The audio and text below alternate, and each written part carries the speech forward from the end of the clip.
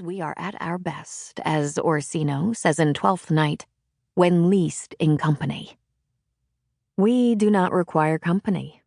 The opposite, in varying degrees, it bores us, drains us, makes our eyes glaze over, overcomes us like a steamroller.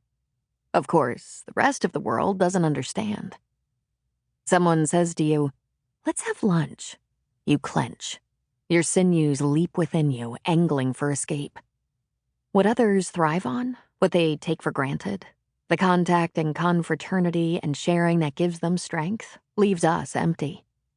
After what others would call a fun day out together, we feel as if we've been at the Red Cross donating blood.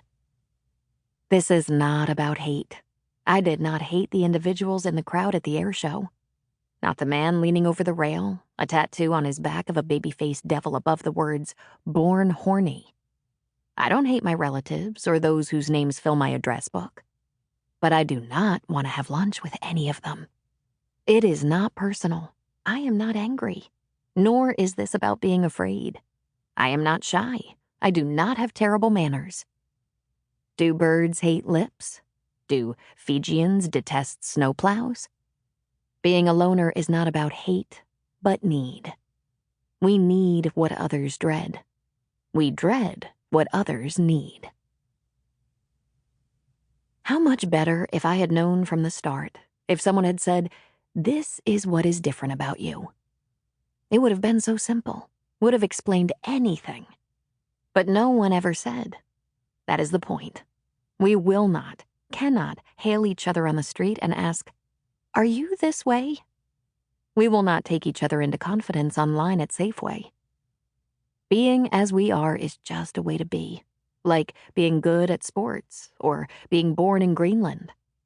If only it were not dorky to quote Robert Frost, if he were Sufi or had died young in the Spanish Civil War, then we could seize as our motto the final 3 lines of The Road Not Taken.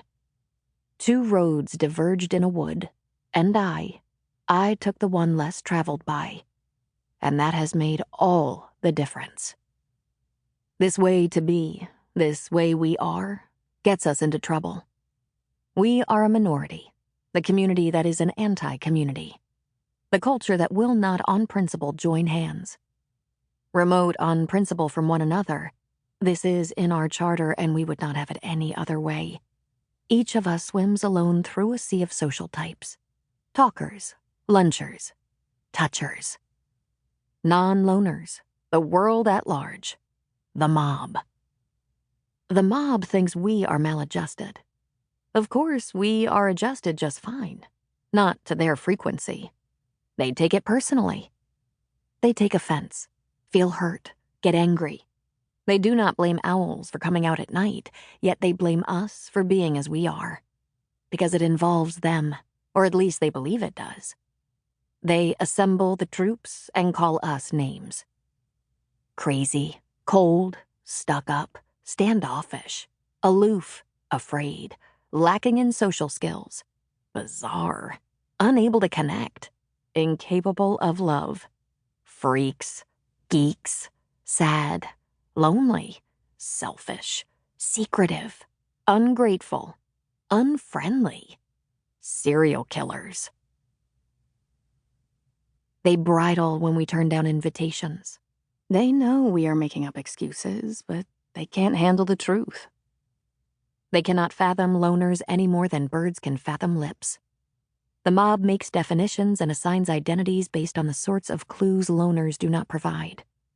We are elusive, not given to dressing and behaving such that we would be in stadiums raising giant foam rubber hands proclaiming anything.